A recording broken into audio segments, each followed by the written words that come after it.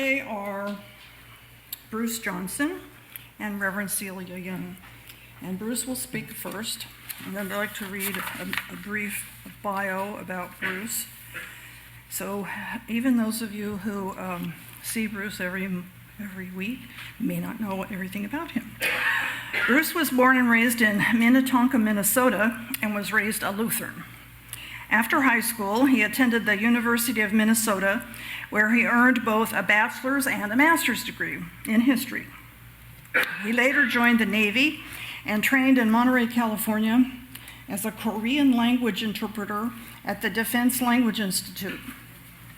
Following his military service, he attended the University of California at Berkeley, where he earned a master's in library science.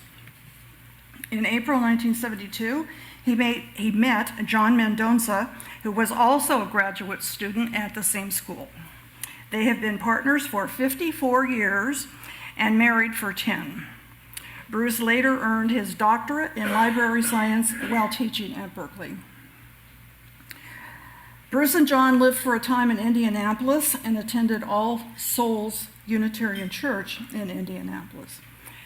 About 14 years ago, after they had both retired, Bruce and John moved to Southern California, accompanied by their 2 cats.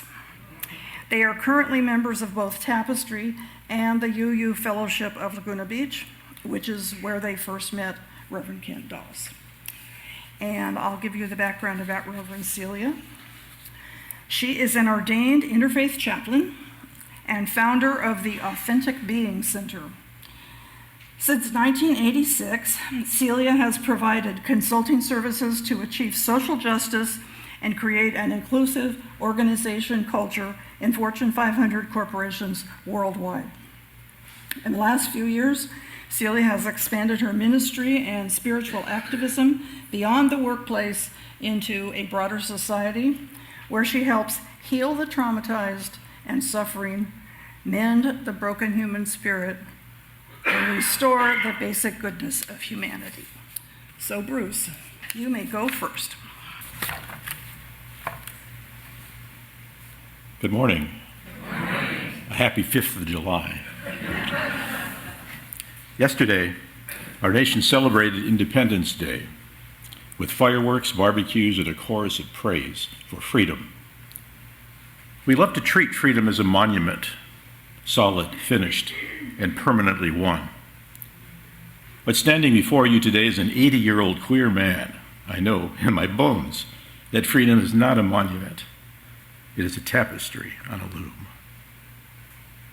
Every single day, through our actions, our silence, our courage, or our apathy, we weave the next row. The threads of liberty are spun from responsibility. If we stop weaving, the cloth unravels.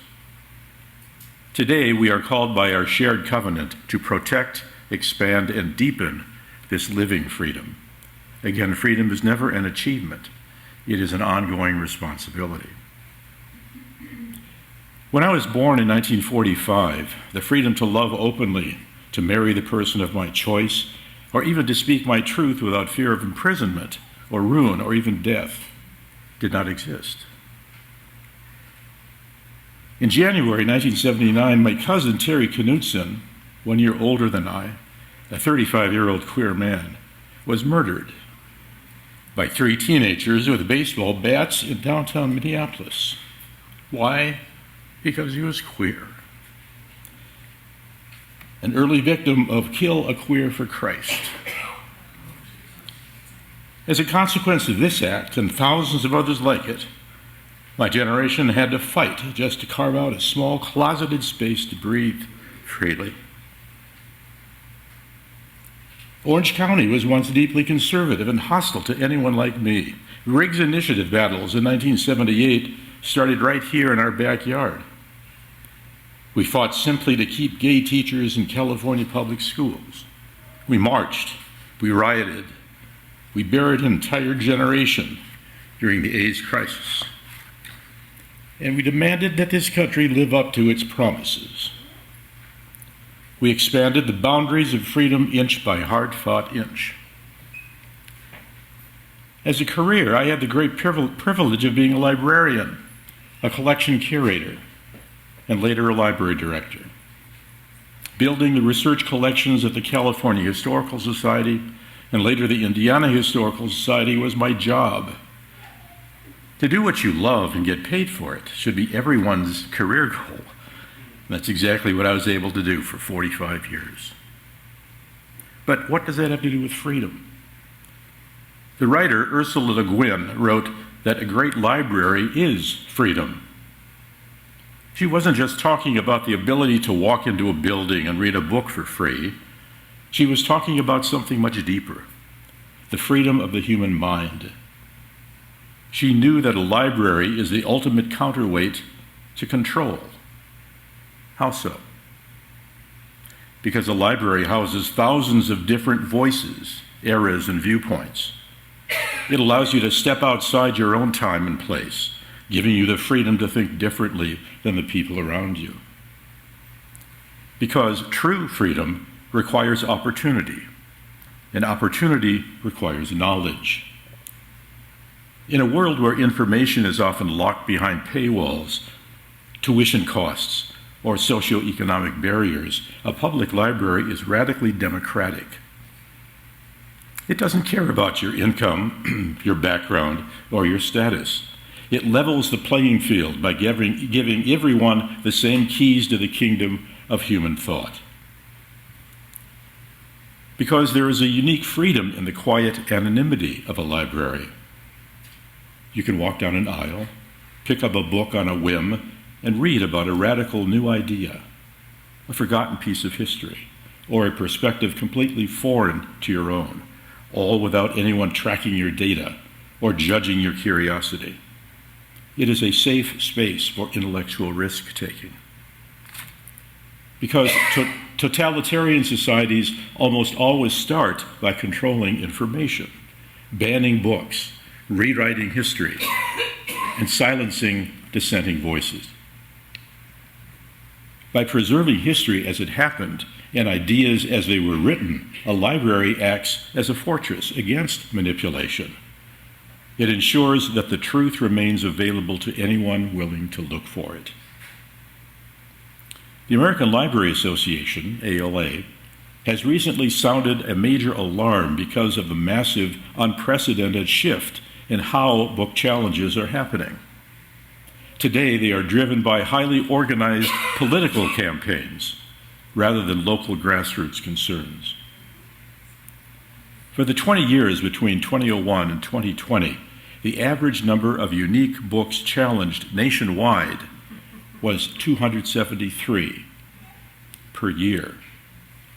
Last year, the ALA tracked 4,235 unique book titles targeted for censorship, a staggering escalation from historical baselines. We are living through dangerous times when sticking together to meet right-wing challenges is even more important than ever before. That's when you have access to everything humanity has ever thought, blundered, discovered, or dreamed, no one can easily tell you what to think. You are free to decide for yourself. Now, book bans are not the only way in which boundaries of freedom are shrinking these days. Attacks on the rights of our transgender siblings, systemic efforts to dismantle voting access, and limitations on reproductive bodily autonomy are only three more examples. The rights we thought were written in stone are being treated like pencil marks that can be erased. This brings us to the core of our UU faith. We are called upon to affirm the inherent worth and dignity of every person and to support the use of the democratic process. In this congregation, we do not view freedom as the individual liberty to do whatever we want, whenever we want. That is selfish, not liberty. True freedom is collective. As civil rights champion Fannie Lou Hamer powerfully reminded us, nobody's free until everybody's free. The work of freedom is demanding, often exhausting, and entirely unceasing, but it remains the single most vital endeavor we can undertake for ourselves and for the generations yet to come. The secular world often defines freedom as raw individualism. As UUs, however, we are called to a mature relational freedom. This is the freedom born of covenant. It shifts the question from what am I free to take to what am I free to give. Collectively, we deepen freedom by building a beloved community. This means choosing accountability over comfort.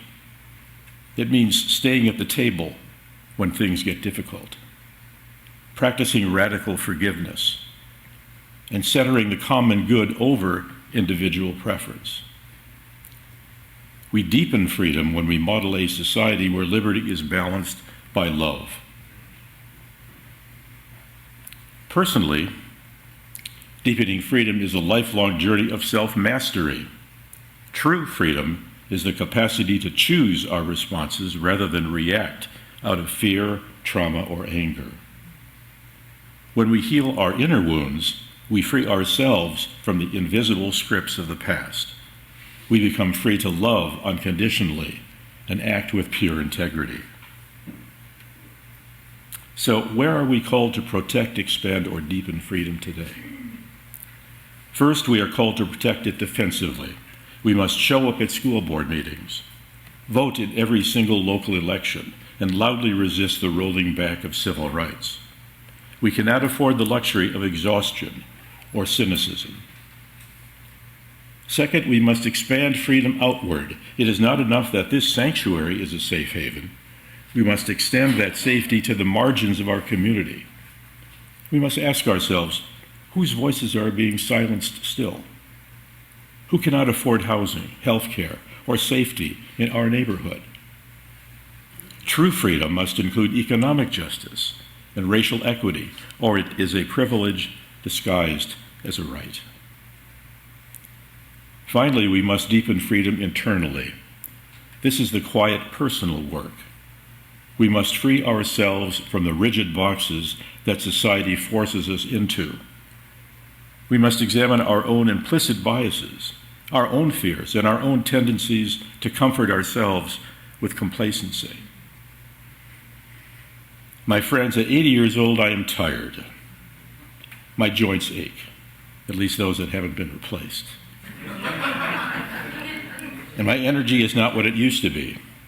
But my spirit is not tired because I look out at this congregation today and see the future workers at the Tapestry loom. The work of freedom is never finished. It is a daily, breathless, beautiful responsibility. We inherit a flame of liberty kept alive by generations of Unitarian Universalist prophets, activists, and heretics who refuse to let it go out. So let us leave this space today resolved to tend that flame. Let us protect it with our vigilance. Let us expand it with our justice. Let us deepen it with our love. May we pick up the threads. May we sit at the loom. And may we weave a world where everyone is truly, beautifully free. May it be so. Thank you.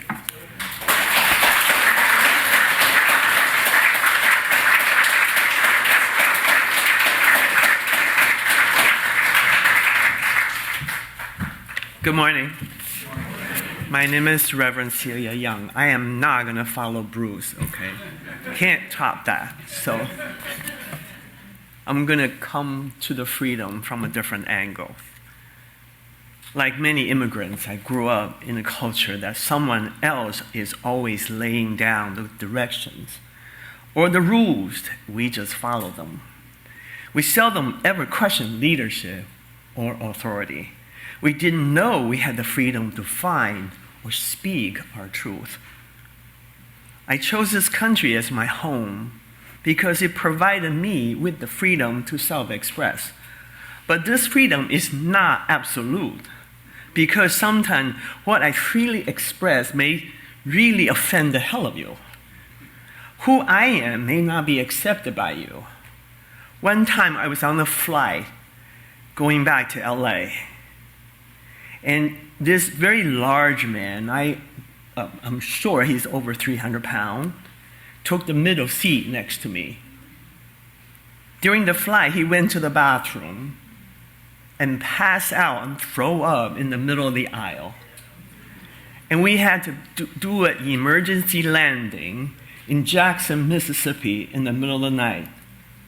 By the time the airline redirected another flight to pick us up, we'd been stranded in the airport for 3 hours. It turned out this man was a diabetic who decided to drink all day before he boarded the plane. So the question is, whose freedom is more important at that moment? This dilemma prompted me to explore two major Unitarian and Universalist beliefs. One is the free and responsible search for truth and meaning. Second one is value everyone's whole self and diversity. It seems to me that it is easy to preach on these beliefs, but harder to practice. Talking about freedom to find truth and meaning, recently I was at a gathering. A friend did something, hurt me so bad I went home and had a real good cry, followed by a sleepless night. The next morning I met up with my Zen teacher. She asked me to sit with my feelings until I find the answers. Half a day later, I realized that there was probably more than one reason why this friend behaved the way they did. I just picked the first possible reason that came to mind and made an interpretation and had an emotional response.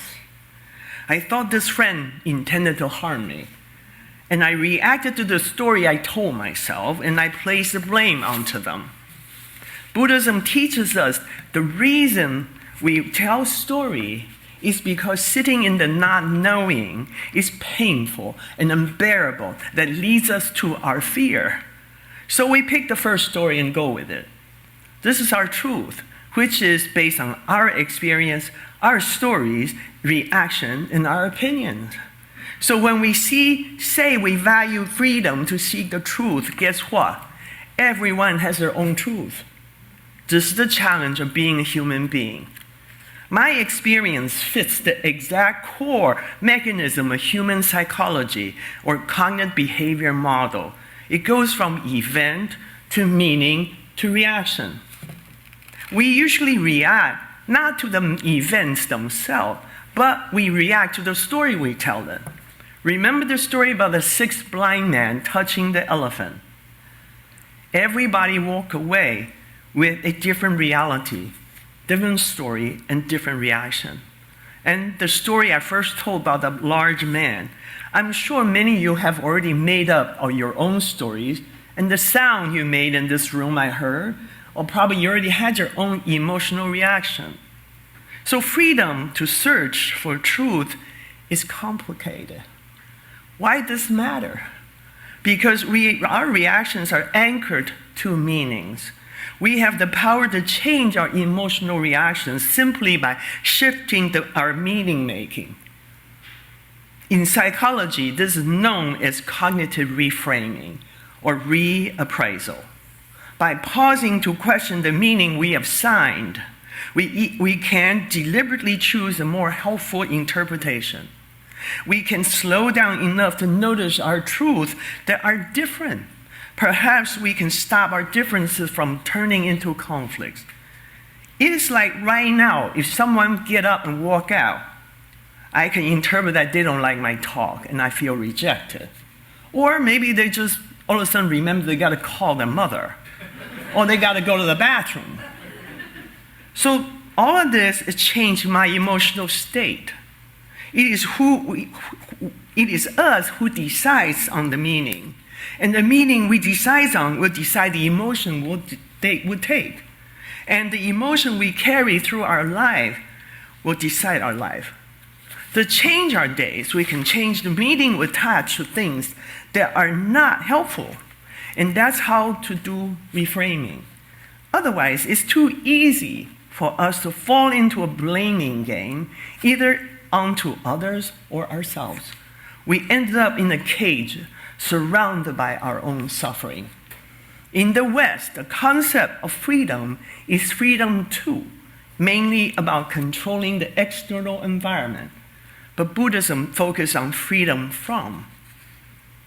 It means that breaking free from our internal mental prison or cage. This is true meaning of liberation. In Buddhism, freedom, or we call nirvana or moksha, is ultimate liberation from suffering. We'll call it dukkha. Or endless cycle rebirth, we call it samsara. Our suffering comes from three major sources. The first one called attachment. It means wanting to keep something good forever and won't change. The second source is called aversion, means it want to get rid of something bad or kill it all. The third source is called delusion, means we create a story and we hang on to the reality and think that's the only reality. So all of this is what we used to say. Remember we used to say, this is my story, I'm sticking to it? Okay. The suffering help build the solid prison we put ourselves in. One way to free ourselves from suffering is to practice letting go. When I realized I could reframe my meaning making and choose a different emotional response to the earlier story about my friend, all of a sudden the sky opened up a little bit and I felt free from the suffering. I remember seeing a picture of a man in a cage, but the door is open. This means that we all know that any time we could leave the cage. Coming from China, Confucianism taught us that freedom is without structure or anchor or boundary. Like the story says, what happens if everybody does it? So it sounds like there's a rule behind it. So if there's no rule, freedom is turning into chaos. Well, so since I'm younger life, I've always relied on someone else's ability to set up anchor, a boundary for me so I could feel free and safe. Growing up, I followed my parents' rules. In the school, I followed teachers' rules. And when I was working inside corporation, I followed my boss's rules. For 9 years, I paid more attention to my then husband, what he wanted, until I realized I was a doormat. At age 33, I got a divorce. I started to ask what I wanted and examine who I really am.